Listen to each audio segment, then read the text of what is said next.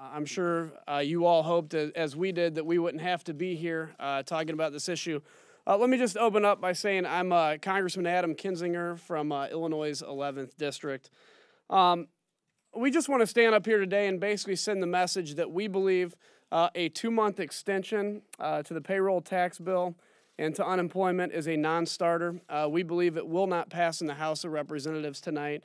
And we believe it's time for, frankly, the House of Representatives and especially the United States Senate to come together and finally, once and for all, do the work of the American people. Do the work that needs done. Senator Reed himself and the President himself said we should not go home until we do the job of the American people. We fully agree up here. And in fact, it is Harry Reid that is holding hostage the jobs agenda of the United States right now, with the number of bills on his desk that continue to pile up, and a 2-month kicking the can down the road extension to where we're just going to be back here in 2 months debating the same thing. It is time to grow up, to be adults here, and to get this done. And so that's what message we want to bring today. It is time to do the work of the American people to ensure that at the end of this year there is not an increase on the middle-class American taxpayers and their tax dollars, and that job creators can look a year forward and know what the tax structure is going to be like. With that, I just want to say thank you for coming out. We're each going to take about a minute or two to give a statement, and then we'll take a couple questions, and then we'll be done. Congressman Gardner from Colorado. Yeah, thank you, Adam. Cory Gardner from Colorado's 4th Congressional District, and I think that's the same message we heard from our constituents back in Colorado, was the fact that the American people sent us here to do our work. I grew up in a family tractor dealership, and if we fixed somebody's tractor and it lasted for 2 months, they'd want their money back. And that's the message that we're getting back home, is do the business we sent you here to do. You've heard the term many times. This Congress, the Senate, with the passage of a 2-month extension, has just kicked the can down the road. You know what? They didn't just kick the can down the road. You can't kick it anymore. The doggone thing's worn out. And so here we are again with people back home wanting to know why we can't provide middle-class tax relief now, why we can't make it last for a year. That's exactly what we were sent here to do. The fact that the Senate agrees it ought to be extended, the fact that the House agrees it ought to be extended, here we are in a situation where 2 + 2 = 5. Once again, going back to the American people without the results that they sent us here to accomplish. And so we have a situation where the House passed a bill. The House passed a bill. We gave them a great hand to play with. And the United States Senate turns around and plays solitaire. Over the next several days, we're going to have an opportunity to provide that middle-class tax relief, to provide economic opportunity for every single one of our constituents back home, and to get the real work for the American people done. And with that, I'll turn it over to Tom Reed from New York. Thanks, Cory. Thank you, ladies and gentlemen. I'm Tom Reed, New York 29th.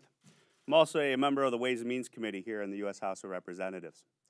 And what I'd like to offer today is, you got to be kidding me. The Senate shows leadership, supposedly, by passing a 2-month extension for the payroll tax rate, unemployment, and how our doctors in America get paid under Medicare. That's not leadership, ladies and gentlemen. There is no certainty in a 2-month policy coming out of Washington, D.C. And I'm proud to stand here with my freshman colleagues and say enough is enough. It is time to do the work. We have come here in November 2010 to do what is right for America. And 2-month policy is not right. What we need is long-term solutions, long-term certainty. Hard-working taxpayers in America deserve no less. They should not have to get up after Christmas and then start wondering whether or not 2 months from now what their paychecks are going to look like. Or doctors wake up on January 1st and say, what am I going to get paid under the Medicare program? Or people on unemployment having to question whether just in 2 months that paycheck won't come into their mailbox. To me, we are here to do the work. And I know my fellow freshman colleagues will agree with this sentiment. We will stay here as long as it takes in order to do what's right for the American people. If that means working on Christmas, New Year's, and other days, it's time to get the job done. And with that, I'll yield to my colleague from New York, Ann Marie Buerkle. Good afternoon, everyone. I'm Ann Marie Buerkle from New York's 25th Congressional District. You know, I just want to take you back to 2009 because that's the last time the Senate passed a budget. So what we're seeing now is just more of the same. and the Senate just needs to do its job. What they sent us over was an insult to the American people. It was an insult. The American people deserve more. They deserve certainty. And, you know, we've been talking this past year about this administration and the Senate and all the policies that create uncertainty. And, you know, ladies and gentlemen, uncertainty is the enemy of growth. It's why this economy won't budge off of zero, because of the uncertainty, whether it's the health care law, whether it's the tax rates. Now it's whether or not we're going to raise taxes on the American people, unemployment benefits. The Senate has failed to do its job yet again. We're not surprised, but it's time they stepped up and did the right thing for America. Thank you all very much. Joe. Well, thank you all for taking the time to be here. I'm Joe Heck from Nevada's 3rd Congressional District. You know, my district is #1 in foreclosures, unemployment, and personal bankruptcies. And what the folks back home want is some predictability and some stability, and we thought we were going to be able to give that to them when the House passed the extender package that we moved over to the Senate. That bill was able to provide an extension of the payroll holiday that was fully paid for while protecting Social Security, extended unemployment benefits while putting people back on a pathway to work, and was going to provide a continued access to health care for both our seniors and our military retirees by making sure doctors continue to participate in Medicare. And what did the Senate do? They have pulled the rug out from underneath Nevadans and all Americans by sending back this bill that goes for 2 months. For 2 months. So that come the end of January, beginning of February, we will be right back having this same debate, this same fight over how to provide predictability and stability for Americans when we should be concentrating on the #1 issue is how are we going to make more jobs in the private sector for all Americans. This is a travesty on the part of the Senate. The people back in District 3 aren't fooled by it. We're here until we get the job done, which is providing some long-term relief for the struggling families all across America who need that extra $1,000 next year in their pocket, who need their unemployment insurance, and who need their access to health care more than just for 2 months, but for at least the next year. Thank you for all being here. Thank you. I'm Blake Farenthold, Texas's 27th District. You know, I've just got back from Corpus Christi. I was on the radio this morning at 6 o'clock with my friend Jim Lago. I was talking to people on the airplane, and pretty much everybody I talked to agrees with me. We are not a do-nothing Congress. What we've got is a do-nothing Senate. Close to 1,000 days without a budget, over 20 bills over there, and then unwilling to come up with and do anything with a great bill that we sent over that deals with our problems of unemployment insurance, deals with our problem of the payroll tax for an entire year. Instead, they come back with 2 months. 2 months? Really? Come on, that is really do nothing. What's going to be different in 2 months? We've got the problem dealt with. The Senate needs to get it done, get the job done. When you hear do nothing Congress, scratch the word Congress and put do nothing Senate in there. We are here. We're getting the job done. We're going to continue to get the job done for the American people. Thank you. Richard Nugent from Florida's 5th District. You know, on Saturday when I heard the news of what the Senate did, I will tell you that I was angry. You know, I've been a sheriff for 10 years, and I've never seen anything so dysfunctional as the Senate in my entire life. You know, I have 3 sons that are currently serving in the Army. One gets home from Iraq tomorrow night. One got home right before Thanksgiving. And I'd much rather spend my time with my sons who've just risked everything for us. So when I talked last night to the Speaker's office, my thing was this: I'll stay here as long as it takes. When I look at my kids and see the sacrifice that the men and women in our military have done for us, that's the least this Congress can do. And I would suggest to Harry Reid to get out and listen to the people, because 8 weeks is just not enough. They need certainty in their lives. And we plan on giving that to them. We did it once. We'll do that again. Thank you. Good afternoon. Steve Womack, Arkansas 3, Northwest Arkansas. I am very proud of my colleagues behind me. I joined them on the conference call this past weekend when we talked about the action of the Senate on Saturday.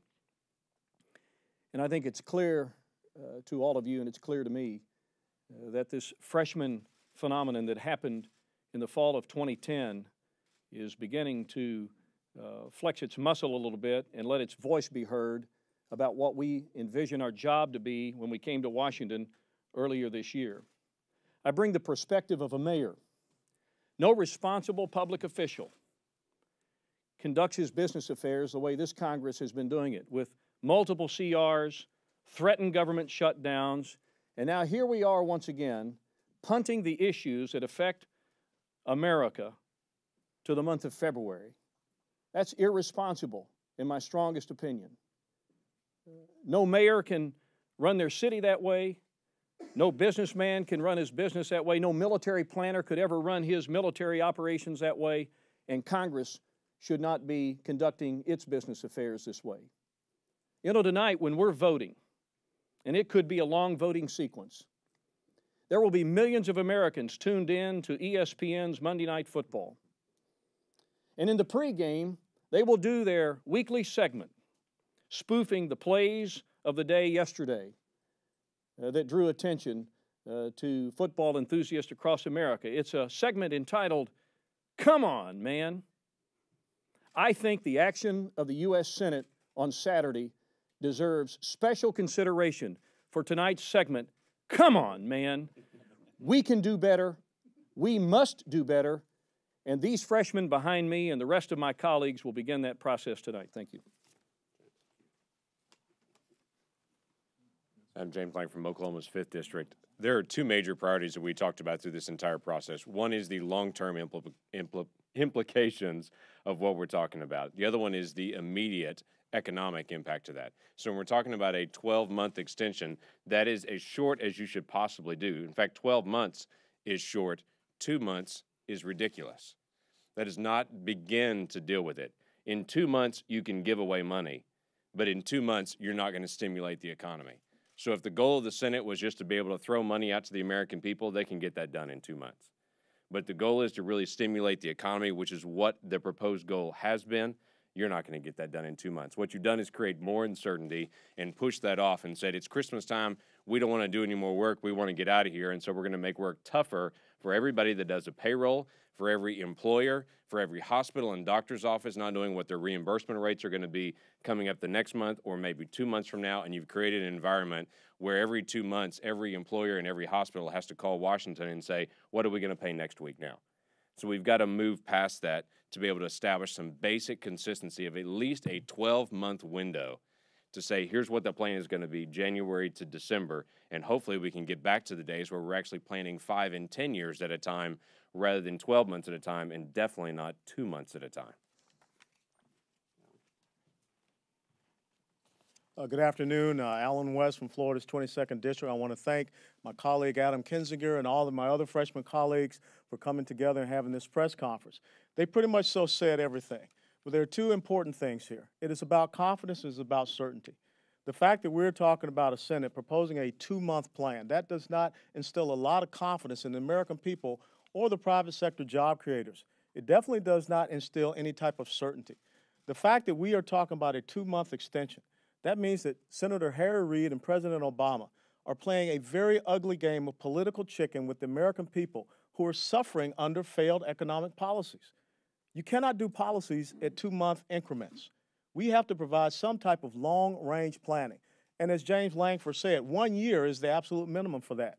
We sent over a good piece of legislation to the Senate in H.R. 3560. We sent over a piece of legislation that's paid for. But what do we get back? We get a piece of legislation or an amendment that talks about using the government-sponsored enterprises by looking at how we can increase those loan guarantees to pay for this. So in other words, we're going to put this on the back of homeowners, and we all are suffering with foreclosures and mortgages in our respective districts. This is insidious. It's an insult to the American people, and we're here to do one simple thing, to do as the president said. The bill that we sent over had 12 of his provisions or 12 of his policies. It also adheres to what he talked about, a 1-year extension. Now, I've been deployed away from my home many a time over the holidays, and I'll stay here as long as it takes. And I'd say this to Harry Reid, come back to Washington, D.C., and let's finish this business and stop trying to play a game of political chicken with the American people. Thank you. So I think it's obvious we don't want to do patchwork politics anymore. We just want to move forward on this and give some certainty to the American people. With that, we'll take just a couple questions. We'll start in the front. Just to be clear, when you all are saying you'll stay as long as it takes, are you willing to stay long enough to see that deadline expire and the payroll taxes rise? And if so, are you concerned about the political implications of letting taxes go up? Well, I think that's a decision for leadership as far as a timeline. I mean, if the Senate's not even going to be here, if they're not going to come out and do the work of the American people, then that's a leadership decision at that point. But I think it's very clear. Look, we have passed a bill that deals with the long-term middle-class tax relief that the president's talked about, that we agree with and have talked about, and it really is time for the Senate to do their job, and I think that's very obvious. Over here. You guys are hitting Senate Democrats really hard on this, but a majority of the Senate Republicans voted for this. In fact, Senator McConnell was seen high-fiving Senator Barrasso after he told the GOP caucus on Friday about this plan. I mean, is there a disconnect between the Senate GOP and House GOP here? Well, I can't, and I'll let my colleagues answer too. I can't speak for the Senate GOP. I don't know. I wasn't in those meetings. What I know is when I saw that the Senate passed a 2-month extension, and this is nothing but going to put us in this exact same spot in February. We all know that. We're going to be right here again in February without now the pressure of Christmas and everything, and the American people still wondering why we can't get our act together here. I know that that's exactly what that 2-month extension is going to do, and I frankly don't want to be part of that. And I'll tell you that I think with a strong amount of certainty that this vote will not pass tonight, and that we're going to have to go back with the Senate, whether it's in conference or whether we send back another bill. If I could respond to that question. First of all, as to the political implications, I don't care about political implications. I've said it once on the floor. I said it to the public. I'll say it again. I don't care about my reelection effort. I came here to do what's right for America. 2-month policy coming out of the Senate is not what's right for America. So we're going to start the conversation there. And as to our colleagues in the Senate GOP, I'm very troubled by their actions that they took and they demonstrated with that 89-10 vote. And what it needs is leadership coming out of the Senate on both sides of the aisle, and let us come together and get the work done for America long term, not Band-Aid approach like we see today. Let me add one more thing to that. I didn't see the high-fiving going on, but I did hear the tune "I'll Be Home for Christmas" coming out of that mix. I personally think that vote had a lot more to do with getting out of Washington and going back home and spending time with our loved ones, which we would all like to do. But the fact is, we've got work to do. Very important work on behalf of this country, and has been said many, many times, a 2-month fix is not adequate. We've got work to do. We should be here to do it and not go home until our work is finished. One more question back there, and then we have to release this to another event. Go ahead.